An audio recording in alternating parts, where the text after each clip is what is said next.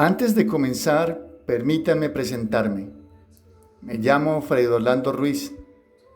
Soy estudiante de historia y si hay algo que me ha enseñado esta carrera es que el pasado no es un archivo muerto, es la clave para leer el presente.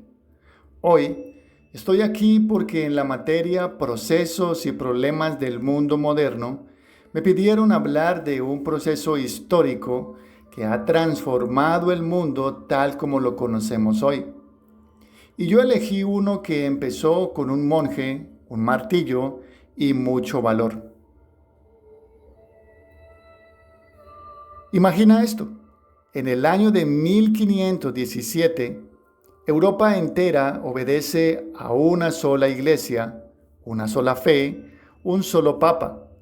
La religión no es solo una creencia personal, es el orden del mundo, la ley, el cielo, el infierno. Nadie se atreve a cuestionarlo, absolutamente nadie, hasta hoy.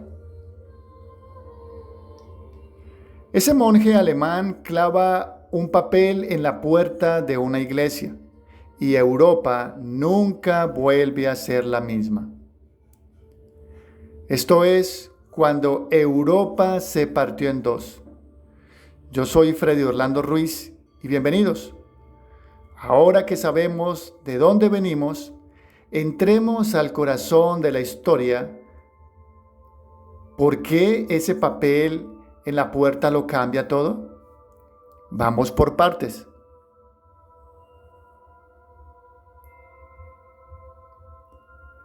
Para entender la reforma, hay que entender primero el malestar que ya existía. A finales de la Edad Media, la Iglesia Católica Romana acumulaba un poder inmenso, pero también una crisis profunda. Los creyentes veían con angustia cómo el clero vivía en lujos, cómo se vendían cargos religiosos, lo que se conocía como la simonía, y cómo las indulgencias, esos documentos que supuestamente perdonaban los pecados a cambio de dinero, se habían convertido en un negocio. ¿Un perdón divino que se compra? Para muchos, eso era inaceptable. No era la primera vez que alguien intentaba reformar la iglesia desde adentro. Ya había habido movimientos como la devotio moderna o el husitismo en Bohemia, pero ninguno logró lo que lograría un monje de la orden agustiniana llamado Martín Lutero. Entonces, ¿qué hizo Lutero exactamente? ¿Por qué su protesta tuvo un impacto que los demás no tuvieron?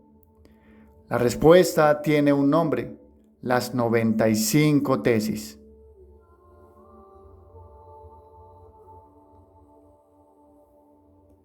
En el año de 1517, Martín Lutero publicó sus famosas 95 tesis, que era una serie de críticas directas a las prácticas de la Iglesia Católica Romana, especialmente a la venta de las indulgencias. Lo que empezó como un debate teológico se convirtió rápidamente en una bomba política. En el año de 1521, en la Dieta de Worms, el propio emperador del Sacro Imperio Romano, Carlos V, le exigió que se retractara. La respuesta de Martín Lutero fue histórica. No lo hizo, apeló a su conciencia y a la Biblia como únicas autoridades por encima de él. Esto es la clave para entender el mundo moderno. Este monje llamado Martín Lutero estaba poniendo la conciencia individual por encima de la autoridad institucional. Esa idea, aunque suene sencilla, lo cambiaría todo. La imprenta de Gutenberg hizo el resto. En semanas, sus ideas se multiplicaron por toda Europa. príncipes alemanes que querían independizarse del poder papal vieron en este monje Martín Lutero una oportunidad. La reforma protestante dejó de ser solo religiosa y se convirtió en una crisis política total. Pero Lutero no era el único. Mientras él sacudía a Alemania, otros reformadores hacían lo mismo en otras partes de Europa. La llama se estaba extendiendo.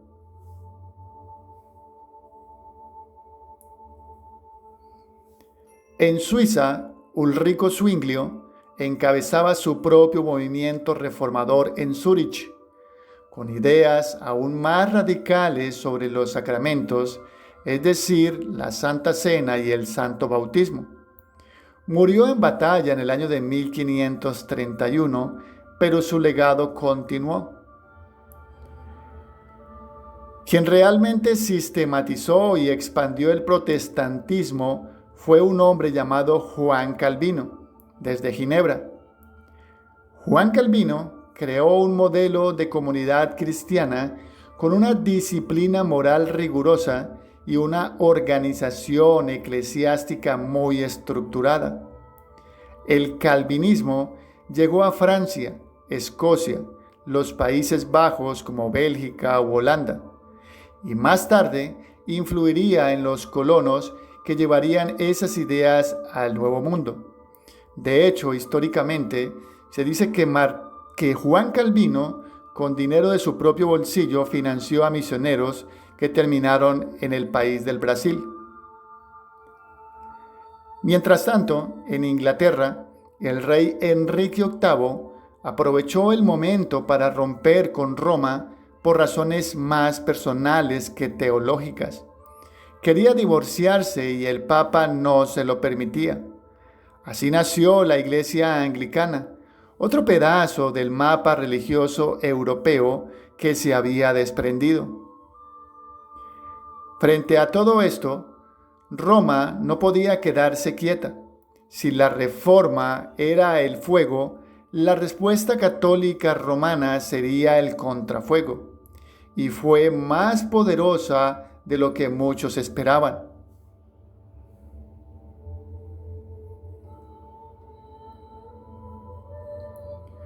La respuesta de Roma, el Concilio de Trento. La Iglesia Católica Romana no se quedó quieta. Frente al avance protestante, emprendió lo que se conoce como la Contrarreforma. El Concilio de Trento, celebrado entre el año 1545 y 1563, fue el gran momento de respuesta institucional. Allí, la Iglesia reafirmó sus doctrinas, mejoró la formación del clero y lanzó una ofensiva cultural y artística poderosa, pero también militar.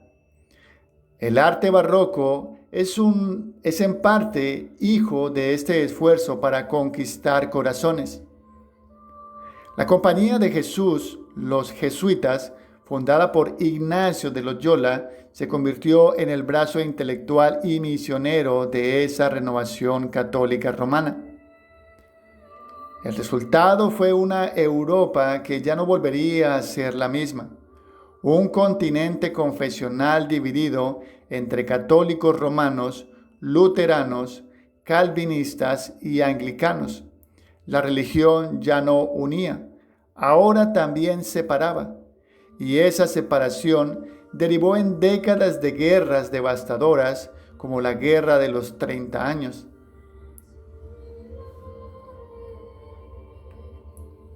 Todo esto que acabamos de recorrer, la crisis, la ruptura, la expansión, la respuesta, nos lleva a la pregunta más importante.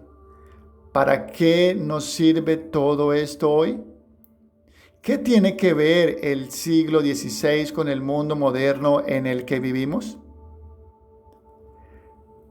La Reforma nos dejó 3 herencias fundamentales para el mundo moderno. La primera de ellas es la idea de que la autoridad puede y debe ser cuestionada. Martín Lutero puso su conciencia por encima del Papa. Ese gesto en el siglo XVI era revolucionario. Con el tiempo, esa semilla germinaría en la defensa de las libertades individuales y la autonomía del pensamiento. La segunda de ellas, la Reforma, aceleró la construcción de los estados modernos al debilitarse el poder universal de la Iglesia. Los reyes y príncipes ganaron autonomía. Europa comenzó a organizarse en naciones con identidades propias, muchas de ellas ligadas a su confesión religiosa. Y la tercera y última, y quizás la más sorprendente, la Reforma protestante democratizó el acceso a la Biblia o a la palabra de Dios. Al traducirla a las lenguas vernáculas, Martín Lutero le dio al pueblo algo que antes era exclusivo del clero: la capacidad de leer, interpretar y pensar por sí mismo. Es el principio de la alfabetización masiva en Europa.